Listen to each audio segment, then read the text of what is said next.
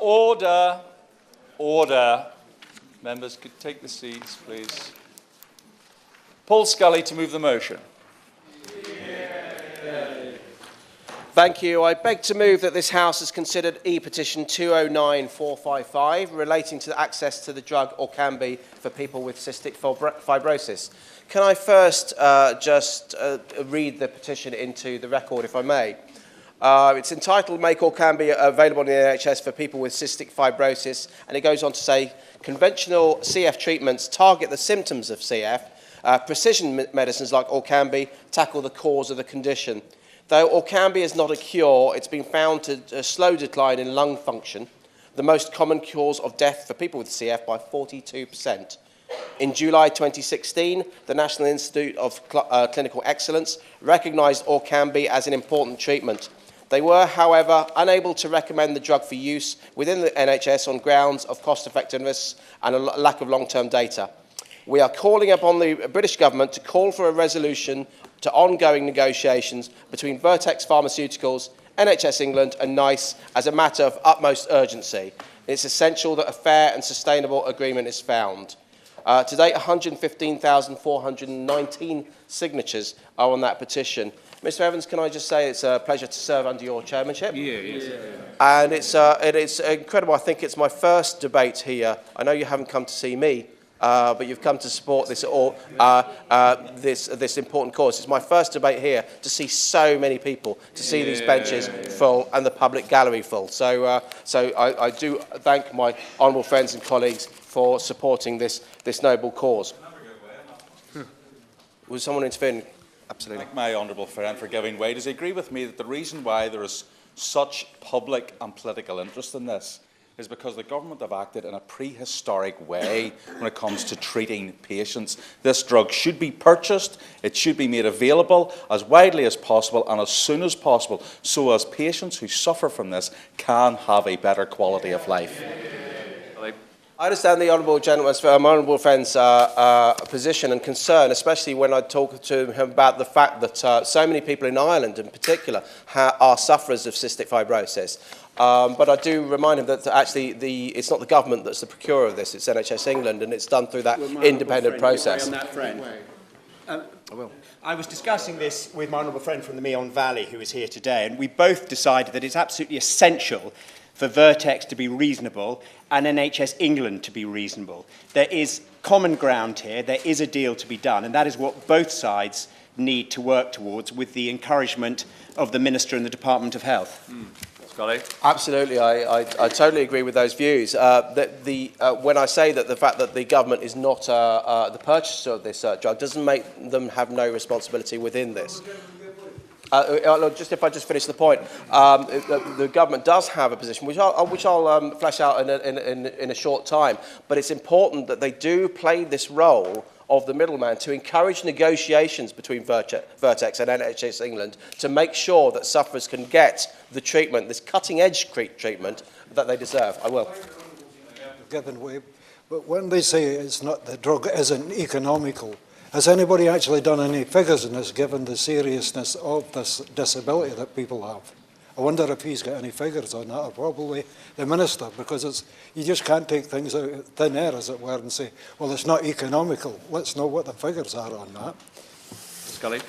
I thank the honourable gentleman for that intervention. I think that I don't clearly have the figures that they may have done in terms of economics, but what I do know is they do a particular test, which I'll talk about a little bit later on. And this is where this particular treatment falls between two stools. Effectively, the system that we have in place at the moment doesn't really suit this kind of condition. It suits far better, acute conditions. But maybe I will come to that shortly. I will. Honourable Member for giving way, being extremely generous with his time. Is it not the case that, that this treatment might prevent certain conditions from escalating and so prevent people having to move on to more expensive treatment subsequently? There's absolutely no doubt about that. That is exactly the case. And you will see many people in the public gallery whose children are sufferers of cystic fibrosis. And when I was at the Cystic Fibrosis Trust last week, I couldn't meet many sufferers because they cannot be in the same room for risk of infection. And this is something that, as my honourable friend says, can escalate so quickly. And the more that we can treat the underlying causes of cystic fibrosis, which Orkambi and subsequent drugs will allow to do, the better. I will. For giving way, but can't we see during the week at which Stephen Hawking died in his 70s from a condition that was anticipated to kill him in his 20s or his early 30s, that in fact this is capable, conditions are capable of enabling a much longer life. Isn't it therefore absolutely incumbent on the government to put pressure on both sides, both on NHS England but also on the manufacturer, in order to get an acceptable solution that will enable particularly younger patients to be able to have that same sort of opportunity as Stephen Hawking did? Scully. This is very much the point. In terms of life, half the people that die of cystic fibrosis at the moment are under the age of 31. I think the average age, life expectancy at the moment from someone being born now with cystic fibrosis is 47, so you can see how it's starting to extend. But when I was at the Cystic Fibrosis Trust just last week, the two people that I were able to meet, I actually just thought were staff of the trust, not realising they were sufferers themselves. Why was I able to meet them, and why did I not notice? Because they'd had a lung transplant.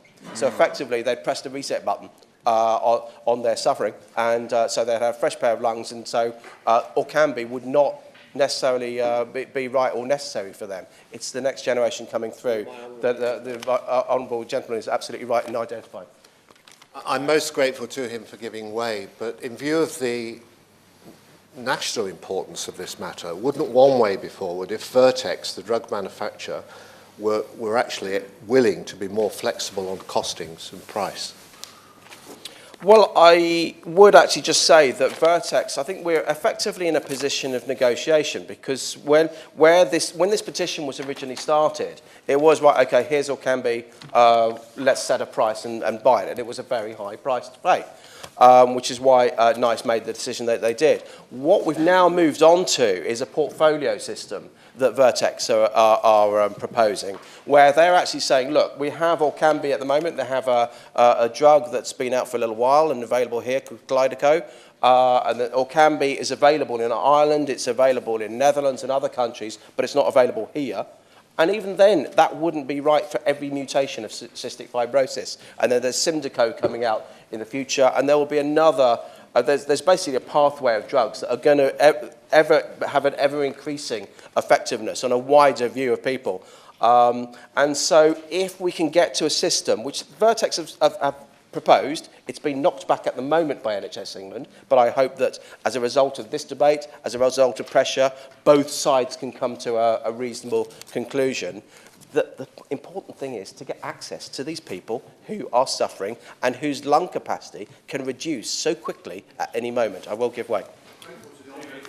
A very powerful case.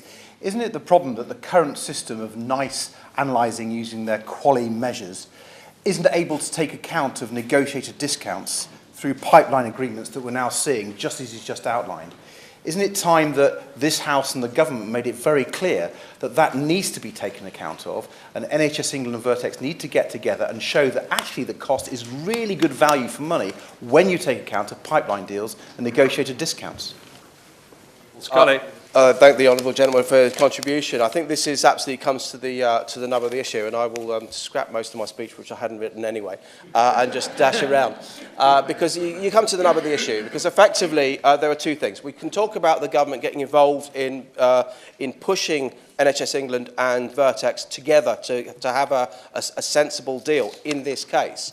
But I come back to the point that actually the system is really an analogue system in a digital age. It's very much a case where try and do this justice, this sort of inequality, because you have Kalydeco that I spoke of before, is around 400 patients that have access to that. They have a particular mutation that responds to. But then there are around 3,000 patients that are that would be eligible for Orkambi.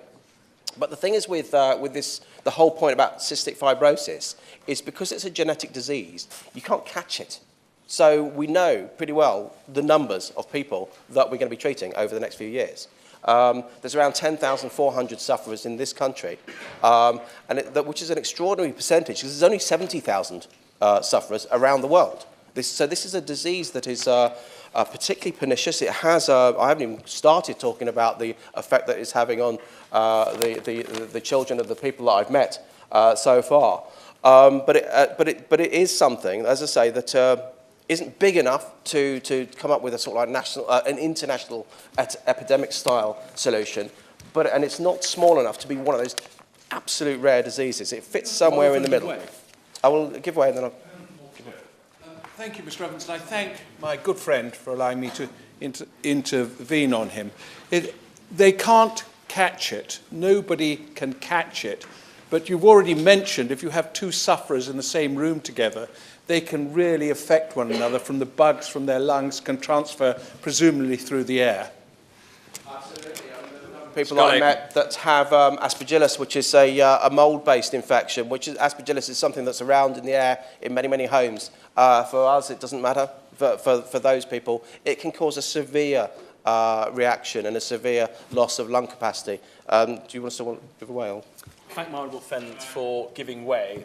My constituency and that of my honourable friend, the member for Portland South, were amongst the top 3 constituencies in terms of people signing the e-petition.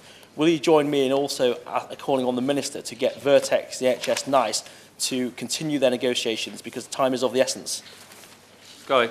I thank my honourable friend for that intervention, and he's absolutely right that it is important because every day does count in this when you have this condition.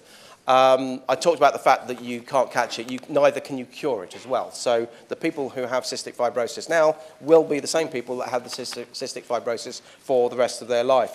And so it basically means we have a fixed price. We know exactly how much, pretty well, within margin, how much we're going to be spending on this lifelong treatment. Now, the current evaluation process turns on an incremental cost efficiency ratio. And that's the total additional lifetime cost of treatment divided by the additional quality adjusted life years resulting from that treatment. But with acute conditions, the additional quality life years resulting from shorter term treatment moderate the efficiency ratio, even if the drug is particularly expensive. But with chronic and lifelong conditions, because the drug's got to be taken every day for life, the cost of the lifelong treatment prevents that downward moderation. So basically, it's easier under the NICE appraisal system for the medicines for acute conditions to obtain a more favourable cost-effectiveness outcome than it is for innovative medications like Orkambi for chronic conditions. And so it's basically a one-size system. But we also have, you then got to take into account Section 13G of the National Health Service Act in 2006, as amended by the HSCA 2012, which requires the NHS England to have regard to the need to reduce inequalities in health outcomes. So I think those two imbalances, effectively, in the system need to be looked at to see if we can have a system that will be far more fair for people to actually, for people to move forward in cases like cystic fibrosis. I will give way. NHS England, but will he also agree that there's been a great campaign to get MPs from across the country here today? 74 of my Murray constituents also signed this petition because it's an issue that cystic fibrosis sufferers across the UK want to see action on. Well, Scully. I absolutely agree. This is a fantastic effort from the petitioners to actually not only, by the way, get this petition, 114,000 signatures within 10 days. That was a remarkable achievement. I've been on the petitions committee since its start, and short of having a go at Donald Trump and a few Brexit debates, I think this is one of the most potent things, and actually this is one of the more productive ones, frankly, as well. I will. Very good. Does my honourable friend agree with me that drugs companies need to behave ethically in pricing their vital medicines? And whilst profit itself is not a dirty word, when it comes to cystic fibrosis treatment, profiteering is. Yeah, I thank my honourable friend for that. And I say one thing I would say in favour of Vertex in this case is because there is a restricted amount of people, fortunately, that suffer from this condition. the research, the development still has to go in. And it's not like you're developing the next ibuprofen or cancer drug, which is going to go out to millions and millions of people. This is going out to 70,000 people in the world. And so, therefore, in order to build their that research and development budget in, they need to have reasonable costs, but nonetheless, of course, they do need to be reasonable costs. And that's why the negotiation needs to be absolutely above board, transparent, and sensible for the sake of the sufferers, who, frankly, have not got time to wait for a prolonged negotiation. I will give way. Thank the honourable member for giving way. In relation to treatment and the costs associated, there's so much emphasis put on the costs, yet the cocktail of drugs that many of the sufferers are currently on, if you add it together, it probably would not make a big difference from what the cost of the new drug is. Thank the honourable gentleman for making that important point. I'll come back to that, if I may, in just 1 second, because I did want to talk just very shortly, when we were talking about the fact that this campaign has been brought together. I just wanted to pay tribute to the honourable gentleman for Dudley North, who I know who's done a fantastic job in raising the profile of cystic fibrosis. And I'm sorry I wasn't able to, because I was out of the country, able to be at his round table that he had. But he had 41 members there that were keen to learn more about this. And that's because of his efforts, because of the efforts of the petitioners, and that's absolutely to be welcomed. It's very generous of him, and I'm grateful, but the credit is not due to me. The credit is due to the fantastic campaigning of the Cystic Fibrosis Trust and the army of people around the country who have this condition and their families. And that's why, let's be honest, there are so many members in the chamber today, just as there were at that round table, but I'm grateful for what he's just said. Take it while you can. I'm not sure how long it I'm joking, of course. No, look, I think that we've talked a little bit about cystic fibrosis. I think we all are here because we know what it is, so I won't bother talking about that. But what I will just finish off, because I know lots and lots of people want to speak, is just a little hint about what I've seen about what it must be like to live with cystic fibrosis, and that goes to the honourable gentleman's point about the medicines. I saw a fantastic video that I hope, it's a private video at the moment, I hope you'll make it public. The Millers will make it public, because I saw Grace Miller, who is suffering. She's 15 at the moment, and she likes to run. And what you don't actually understand about many people about cystic fibrosis is the fact is that people have to do physio. They are actually doing more training than a lot of professional athletes. These are kids that are having to get up, that may be age 3 or 4, and they're having to do use a nebulizer for an hour or so. Some of them, I met a mother who was talking about her daughter.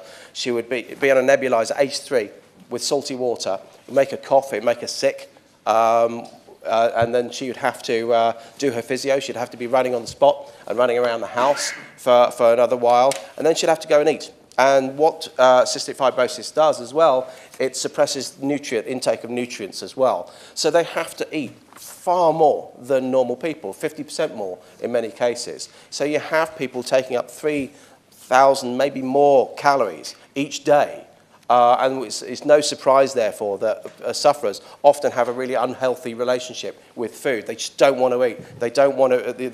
There was one girl that we talked about who was filling her pockets with coins because she didn't want to go to school underweight.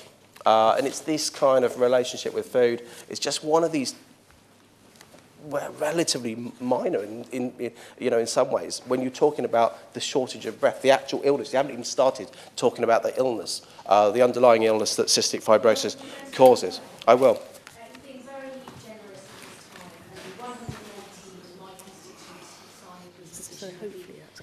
Very grateful for this debate. He speaks with great passion about the huge challenges facing people living with cystic fibrosis.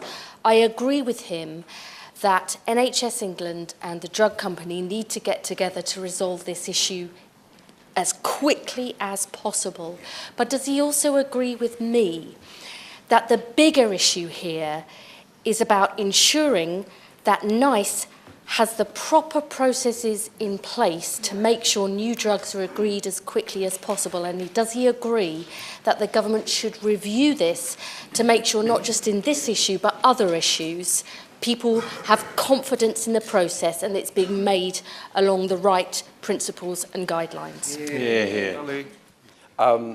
I thank the Honourable Lady for that intervention, and I totally agree with her. I would just finish off with living with cystic fibrosis to say that actually, having had the physio and the nebulizers, sufferers then often have to take a absolutely huge cocktail of drugs, as the Honourable Gentleman was saying. The cupboard that I saw in Grace's case was bigger than one of my kitchen cupboards, just full of medicines. And so there has to be a savings there. So to come back to the Honourable Lady's point, that it is really important that we have a system that is fit for purpose, because we can sit there and put sticking plasters, as it were, on all of these sort of things. But we need to make sure, when we're talking about the health service as a whole, that it's not always about the big headlines that we argue about across the chamber about. It's about efficiency. It's about making things that it's working in a modern age for modern diseases, modern treatments, and these sort of things. I think. Yeah, thank you, and a great speech. And just before you do finish up, I would like to say I've had over 250 emails alone on this from my small constituency, Coatbridge, Christ and Bellshill. But the point I want to make to the Minister is we've got a full house here, we've got a full gallery, and I want this noted that the government has to act on this, not just talk about it. Let's walk about it and let's do some action. Thanks very much for giving me. I thank the Honourable Gentleman for this way. Did you want to give it? I'll give way one more time and then conclude. I thank the Honourable Member for giving way. And he's been very generous with his time.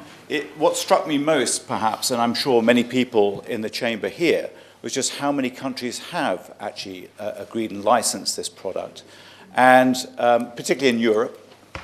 And therefore, the analysis has been done, the cost-benefit analyses. Therefore, it now is incumbent on government, the Secretary of State, and also the NHS to sit down round the table and discuss with Vertex how we can actually deliver this as soon as possible.